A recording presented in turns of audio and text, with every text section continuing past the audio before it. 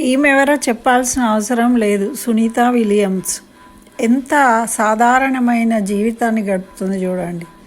అత్యున్నత స్థాయికి ఎదిగిన మహిళ. మరి అందుకే అంటారు మన వాళ్ళు నిండుకుండా తొణకదు అని. అంటే పూర్తి సంపూర్ణ జ్ఞానాన్ని పొందిన వారు వేసుకునే బట్టల గురించి, స్వేచ్ఛల గురించి, హక్కుల గురించి ఇలాంటి ఏమీ మాట్లాడరు. వాళ్ళు చేసుకుంటూ వెళ్తూ ఉంటారు.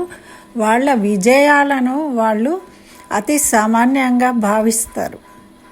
వాళ్ళు కొండనెక్కినా కూడా ఏదో ఇది కామనే అన్నట్టుగా అంత సింపుల్గా ఉంటారు. ఎంత సింపుల్గా ఉందండి ఆమె. ఆ స్పేస్ సెంటర్లో కొన్ని రోజుల కోసం వెళ్ళి సంవత్సరం పాటు దాదాపు అక్కడ చిక్కుబడ్డా కూడా ఆమెలో ఎటువంటి గాబరా లేదు, తనకి భయము లేదు. అయ్యో ఇలా అయిపోయింది అనేది.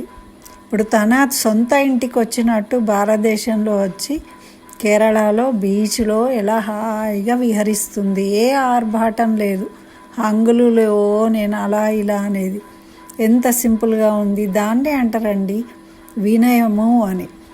ఇలా ఉండడమే నేర్చుకున్నప్పుడే మనము ఉన్నత స్థాయికి ఎదగగలుగుతాం. అది తెలుసుకోవాలి. మనం ఎంత అణిగి ఉంటే అంత గొప్ప స్థాయికి చేరుకుంటాం. అది మనము గమనించాల్సింది ఇటువంటి పెద్దవాళ్ళని చూసి.